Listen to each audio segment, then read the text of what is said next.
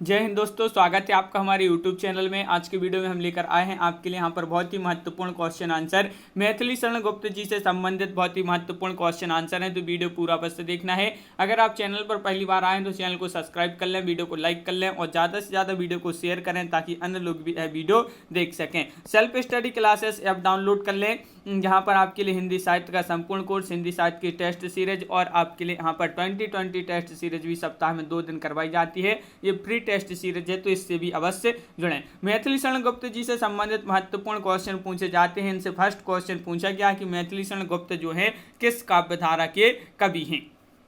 ये आपके लिए बताना है, महत्वपूर्ण क्वेश्चन है। क्या होगा सही आंसर बताइए। मैथिली शरण गुप्त जो है एक किस काव्यधारा के कवि माने जाते हैं, तो आपका यहाँ पर बिल्कुल सही राइट आंसर क्या है, तो बिल्कुल सही राइट आंसर है आपका यहाँ पर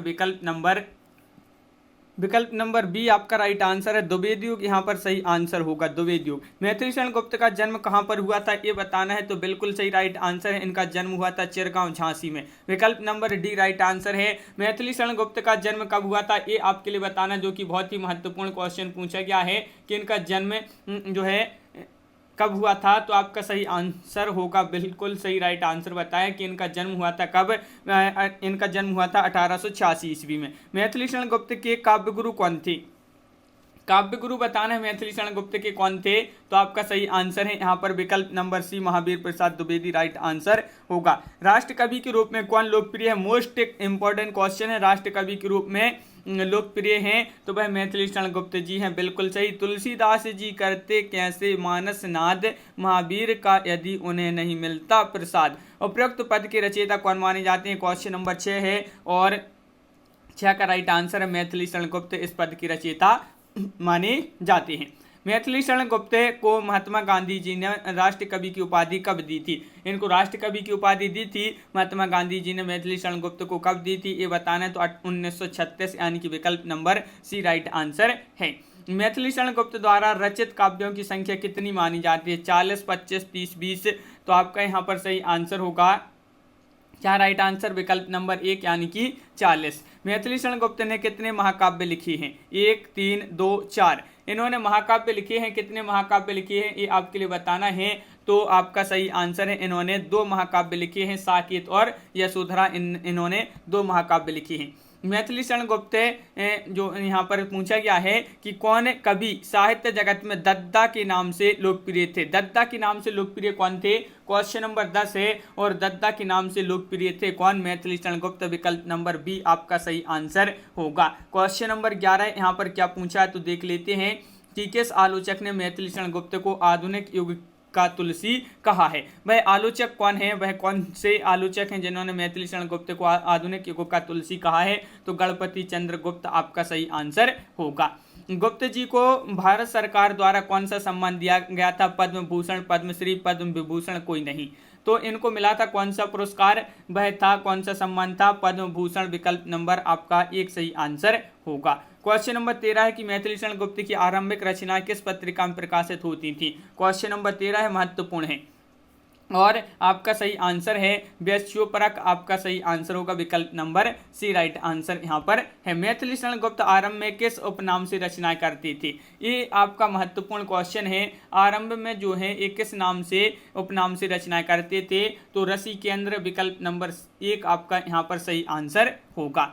क्वेश्चन नंबर आपका 15, मैथिली शरण गुप्त में रसिकेंद्र नाम से किस भाषा में रचनाएं करते थे, तो जो मैथिली शरण गुप्त प्रारंभ में रसिकेंद्र नाम से किस भाषा में रचनाएं करते थे, तो ये करते थे किस भाषा में, ब्रज भाषा में। क्वेश्चन नंबर 16 है मैथिली शरण गुप्त ने रसिकेंद्र नाम से किस पत्रिका को अपनी रचनाएं भेजी थी, जिसके संपादक ने यह कहकर वापस लौटा दी कि अब रसिकेंद्र बनने का जमाना लद गया, तो आपका यहाँ पर सही आंसर है विकल्प नंबर आपका सी राइट आंसर है सरस्वती, विकल्प नंबर सी राइट आंसर है सरस्वती पत्रिका। अगला क्वेश्चन है मैथिली शरण गुप्त की खड़ी बोली में रचित प्रथम कविता कौन सी है, जयद्रथ वध है, किसान है, हेमंत है, रंग में भंग है। क्वेश्चन नंबर 17 है और 17 का सही आंसर होगा, बिल्कुल सही, हेमंत आपका राइट आंसर है, विकल्प नंबर बी आपका सही आंसर होगा। क्वेश्चन नंबर 18 है मैथिली शरण गुप्त की राष्ट्रीय भावनाओं से ओतप्रोत कविता कौन सी है, ये आपके लिए बताना है क्या होगा इसका सही आंसर? तो बिल्कुल सही राइट आंसर है कि राष्ट्रीय भावनाओं से ओतप्रोत इनकी जो कविता है मैथिली शरण गुप्त जी की भारत भारती, बिल्कुल सही राइट आंसर होगा। क्वेश्चन नंबर आपका यहाँ पर 19 पूछा, मैथिली शरण गुप्त को किस रचना के कारण राष्ट्र कवि की उपाधि मिली थी? भारत भारती, साकेत, शकुंतला या पंचवटी? तो वह रचना थी कौन सी? भारत भारती। तो विकल्प नंबर 1 आपका सही आंसर है। मैथिली शरण गुप्त के किस काव्य पर उर्दू कवि हाली की रचना मसद्दे से हाली का प्रभाव है? तो ये आपके लिए बताना है क्या होगा इसका सही आंसर। क्वेश्चन नंबर 20 है और 20 का राइट आंसर है भारत भारती, आपका सही आंसर है। मैथिली शरण गुप्त का प्रथम काव्य संग्रह माना जाता है भारत भारती, किसान या रंग में भंग या जयद्रथ वध? देखिए मैथिली शरण गुप्त जी का प्रथम काव्य संग्रह बताना है, काव्य संग्रह कौन सा माना जाता है? तो आपका यहाँ पर बिल्कुल सही राइट आंसर है। क्या होगा राइट आंसर? विकल्प नंबर सी, रंग में भंग, आपका यहाँ पर सही आंसर है। क्वेश्चन नंबर आपका यहाँ पर 22 पूछा, मैथिली शरण गुप्त का प्रथम काव्य संग्रह रंग में भंग कब प्रकाशित हुआ था? रंग में भंग ये जो है कब प्रकाशित हुआ था, ये पूछा है आपसे यहाँ पर। तो बिल्कुल सही राइट आंसर है 1909 ईस्वी, आपका सही आंसर है। मैथिली शरण गुप्त का राजपूती, आन बान और शान का काव्य माना जाता है भारत भारती, किसान, रंग में भंग या जयद्रथ वध? तो वह माना जाता है कौन सा? रंग में भंग, आपका यहाँ पर सही आंसर होगा।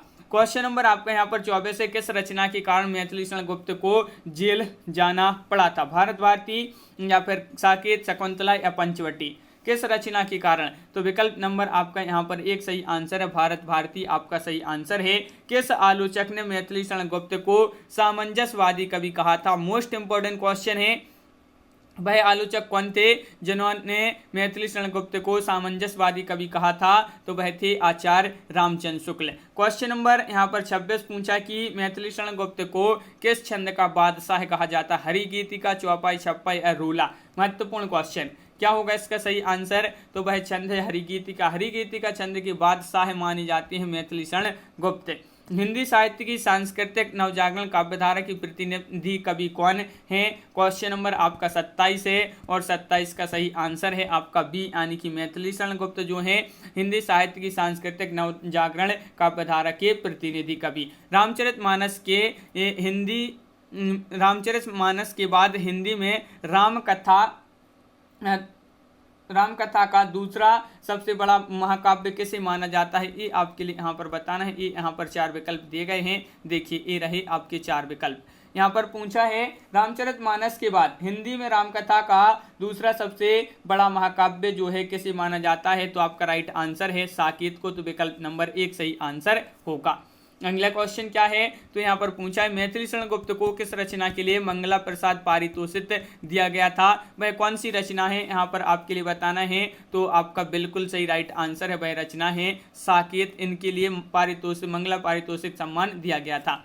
साकेत महाकाव्य को जनवादी काव्य किसने कहा है? क्वेश्चन नंबर 30 है और साकेत महाकाव्य को जनवादी काव्य किसने कहा? महत्वपूर्ण क्वेश्चन है यहाँ पर अपने मैथिली शरण गुप्त जी से संबंधित और doctor Nagendra right answer. Saket महाकाव्य को जनवादी काव्य कहा था डॉक्टर नगेंद्र ने। मैथिली शरण गुप्त ने कार्ल मार्क्स की पुत्री जेनी पर कौन सी कविता लिखी थी? वह कविता आपके लिए बताना है। तो वह कविता कौन सी थी? तो बिल्कुल सही राइट आंसर है आपका जैनी। जैनी आपका सही आंसर होगा, बिल्कुल सही। अगला क्वेश्चन है चैतन्य महाप्रभु की पत्नी विष्णुप्रिया और उनकी माता सची के त्याग एवं तप का वर्णन किस काव्य में है? प्रदक्षिणा में, यशोधरा में, पंचवटी में, विष्णुप्रिया में? 32 का सही आंसर है आपका यहाँ पर डी, यानी कि विष्णुप्रिया आपका यहाँ पर सही आंसर है। इनमें से कौन सी रचना मैथिली शरण गुप्त का नाटक है? नाटक बताना है कौन सी रचना मैथिली शरण गुप्त का नाटक है। 4 विकल्प आपके यहाँ पर दिए गए हैं और क्या होगा इसका सही आंसर? तो बिल्कुल सही राइट आंसर है आपका यहाँ पर क्या राइट आंसर? 33 का आपका यहाँ पर सही आंसर होगा। 33 का राइट आंसर बताना है। तो बिल्कुल सही राइट आंसर आपका यहाँ पर जो है वह चंद्रहास आपका राइट आंसर है, बिल्कुल सही। अगला क्वेश्चन मैथिली शरण गुप्त की कृति विलोम की विधा है, ये किस विधा की रचना मानी जाती है? विलोम तो आपके यहाँ पर 4 विकल्प भी दिए गए हैं और आपका यहाँ पर राइट आंसर होगा विलोम बताना है ये किस विधा की रचना मानी जाती है। तो बिल्कुल सही राइट आंसर है आपका यहाँ पर क्या है राइट आंसर, विकल्प नंबर आपका यहाँ पर बी राइट आंसर है नाटक। अगला क्वेश्चन क्या है तो देख लेते हैं। जोधपुर के एक परिवार की 3 पीढ़ियां तक वचन निभाने की कथा गुप्त जी के इस काव्य में है। भाई कौन सा काव्य है तो आपका सही आंसर होगा यहाँ पर कौन सा काव्य, विकट भट्ट आपका सही आंसर है। क्वेश्चन नंबर आपका 36 है कि लक्ष्मण के चरित्र का वर्णन गुप्त जी के इस काव्य में शोभायमान है। प्रदक्षिणा में, जय भारत में, पंचवटी में, सिद्धराज में। तो पंचवटी में लक्ष्मण के चरित्र का वर्णन है, बिल्कुल सही। अगला क्वेश्चन क्या पूछा है, महाभारत प्रसंग पर आधारित काव्य कौन सा है। महाभारत प्रसंग पर आधारित काव्य पूछा है प्रदक्षिणा, जय भारत, पंचवटी, शकुंतला। तो राइट आंसर है शकुंतला, विकल्प नंबर डी राइट आंसर है। इनमें से कौन सी रचना मैथिली शरण गुप्त की नहीं है। नहीं पूछा है विपतगा, त्रिपतगा या फिर अर्जन और विसर्जन या नहुप। तो आपका राइट आंसर है विपतगा यानी कि विकल्प नंबर 1 इनकी रचना नहीं मानी जाती है। मैथिली शरण गुप्त के इस काव्य में मुस्लिम संस्कृति की झांकी मिलती है। कौन सा काव्य है भाई, कौन सा काव्य है जिसमें मुस्लिम संस्कृति की झांकी मिलती है। तो आपका बिल्कुल सही राइट आंसर होगा अर्जन और विसर्जन, आपका राइट आंसर यहाँ पर है। साकेत महाकाव्य का प्रकाशन वर्ष बताना है, 40 का सही आंसर बताना है। 40 का राइट आंसर क्या है, साकेत महाकाव्य का प्रकाशन वर्ष पूछा है तो 1931 ईस्वी माना जाता है। तो विकल्प नंबर बी आपका सही आंसर होगा। इनमें से कौन सी रचना 1931 में प्रकाशित हुई थी। 1931 में प्रकाशित नहीं हुई है, नहीं पूछा गया है आपसे, महत्वपूर्ण क्वेश्चन बताइए। क्वेश्चन नंबर 41 है और राइट आंसर है निहार महादेवी वर्मा। ये जो है 1931 में प्रकाशित नहीं हुई, बिल्कुल सही। इनमें से कौन सा काव्य मैथिली शरण गुप्त का नहीं है। नहीं पूछा है तो आपका सही आंसर क्या होगा, नहीं पूछा है तो बिल्कुल सही राइट आंसर है प्रिय प्रवास। ये जो है नहीं है, बिल्कुल सही राइट आंसर बताया है, ये इनका काव्य नहीं माना जाता है। अगला क्वेश्चन, मैथिली शरण गुप्त की इन रचनाओं का प्रकाशन वर्ष के अनुसार सही अनुक्रम बताना है। तो यहाँ पर बताइए सबसे पहले कौन सी रचना आती है, इनका प्रकाशन वर्ष के अनुसार क्रम बताना है।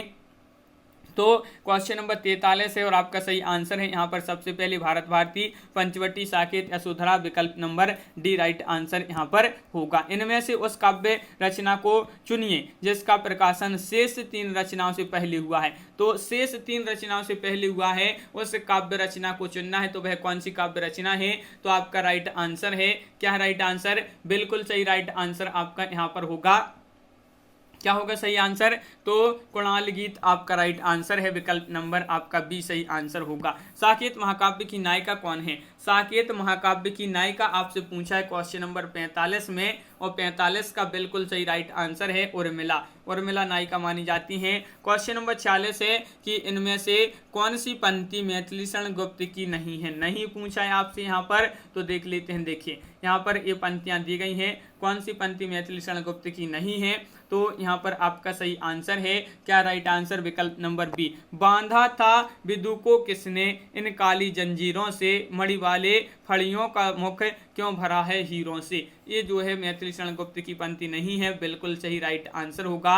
अबला जीवन हाय तुम्हारी यही कहानी, आंचल में दूध और आंखों में पानी। उपरोक्त पंक्तियां गुप्त जी के किस काव्य से ली गई है। महत्वपूर्ण क्वेश्चन पूछा गया है। अबला जीवन हाय तुम्हारी यही कहानी, आंचल में दूध और आंखों में पानी।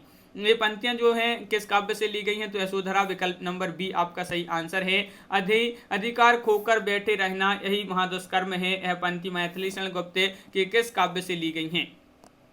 ये महत्वपूर्ण पंक्तियां हैं और आपका सही आंसर है भारत भारती से ये पंक्तियां ली गई हैं। साकेत महाकाव्य के कितने सर्ग माने जाते हैं। साकेत महाकाव्य में कितने सर्ग हैं ये आपके लिए बताना है। क्वेश्चन नंबर 49 है और 49 का सही आंसर विकल्प नंबर बी यानी कि 12 सर्ग हैं। मैथिली शरण गुप्त का गीति नाट्य है अनग, झंकार, त्रपथा, त्रिपतगा या फिर पृथ्वीपुत्र। इनका गीति नाट्य बताना है। गीति नाट्य मैथिली शरण गुप्त जी का, तो बिल्कुल सही राइट आंसर है आपका यहाँ पर क्या होगा सही आंसर, विकल्प नंबर 1 यानी कि अनग आपका राइट आंसर है।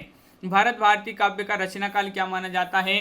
भारत भारती काव्य का रचना काल पूछा है आपसे यहाँ पर, तो बिल्कुल सही राइट आंसर बताए कि 1912 ईस्वी आपका सही आंसर होगा। झंकार काव्य का रचना काल बताना है, इसका रचना काल क्या है, क्वेश्चन नंबर है अपना 52 और 52 का बिल्कुल सही राइट आंसर है 1929 आपका सही आंसर होगा। यशोधरा काव्य कब प्रकाशित हुआ, यशोधरा काव्य कब प्रकाशित हुआ, क्वेश्चन नंबर 53 है और इसका सही आंसर है 1933 ईस्वी में। कब प्रकाशित हुआ, 1933 ईस्वी, यानी कि विकल्प नंबर आपका डी राइट आंसर है। विष्णुप्रिया काव्य का रचना काल क्या माना जाता है, विष्णुप्रिया काव्य का रचना काल क्या माना जाता है, तो विकल्प नंबर बी आपका राइट आंसर है 1957 आपका राइट आंसर है, बिल्कुल सही। अगला क्वेश्चन क्या है, तो अगला क्वेश्चन देख लेते हैं। साकेत के किस सर्ग में उर्मिला के विरह का वर्णन है, छठे सर्ग में, सातवें आठवें सर्ग में, नौवें दसवें सर्ग में, 12वें सर्ग में।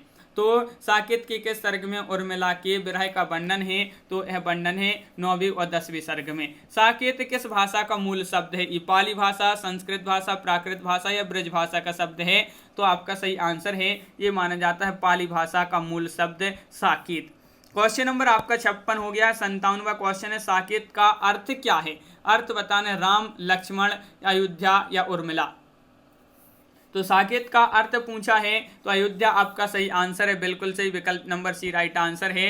नाक का मोती अधर की क्रांति से, बीज दाड़िम का समझकर भ्रांति से, देख कर सहसा हुक सोन मौन है, सुख मौन है, सोचता है यह अन्य सुख कौन है। ये आपके लिए बताना, उपरोक्त काव्य पंक्तियां मैथिली शरण गुप्त की किस काव्य से ली गई हैं। नाक का मोती अधर की क्रांति से, बीज दाड़िम का समझकर भ्रांति से, देख कर सहसा हुआ सुख मौन है, सोचता है यह अन्य सुख कौन है। ये जो पंक्तियां हैं ये ली गई हैं साकेत, विकल्प नंबर 1 आपका सही आंसर होगा।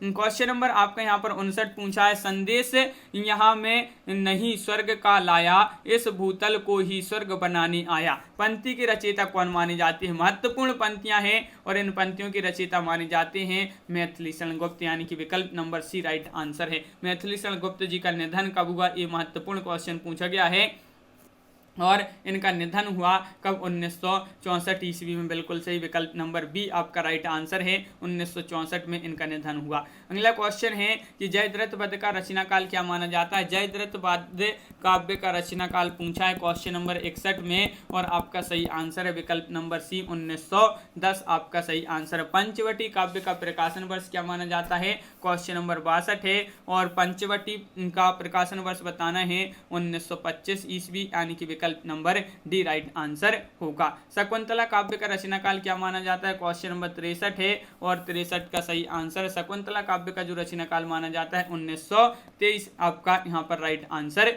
है। अनग गीति नाट्य है और इसका रचना काल क्या माना जाता है, अनग जो कि बहुत ही महत्वपूर्ण गीति नाट्य पूछा गया है आपसे और इसका रचना काल की बात करें तो इसका रचना काल माना जाता है 1925 ईस्वी। जय भारत काव्य का प्रकाशन वर्ष क्या माना जाता है, क्वेश्चन नंबर आपका यहाँ पर 65 है और 65 का सही आंसर है विकल्प नंबर आपका यहाँ पर बी। जय भारत काव्य का प्रकाशन वर्ष क्या है, 1952 आपका बिल्कुल सही राइट आंसर होगा। तो इस प्रकार अपन ने यहाँ पर देखिए 65 क्वेश्चन मैथिली शरण गुप्त जी से संबंधित जो कि मोस्ट इंपोर्टेंट क्वेश्चन थे। कैसा लगा ये वीडियो कमेंट में जरूर बताएं। अगर आप चैनल पर पहली बार आए हैं तो चैनल को सब्सक्राइब कर लें, वीडियो को लाइक कर लें और ज़्यादा से ज़्यादा वीडियो को शेयर करें ताकि अन्य लोग भी यह वीडियो देख सकें। और self study classes app download कर लें जहां पर आपके लिए हिंदी साहित्य का संपूर्ण कोर्स, हिंदी साहित्य की टेस्ट सीरीज आपके लिए उपलब्ध है। 2020 टेस्ट सीरीज करवाई जाती है, प्री टेस्ट सीरीज करवाई जाती है हिंदी साहित्य की सप्ताह में 2 दिन। तो इससे भी अवश्य जुड़ें। प्ले स्टोर पर जाइए, self study classes app download करिए, अपनी तैयारी में लग जाइए। और ये जो है सरसा पब्लिकेशन की बुक है कविमाला वस्तुनिष्ठ की। तो आज की वीडियो में बस इतना ही। सभी के लिए बहुत बहुत धन्यवाद। सभी के लिए जय हिंद।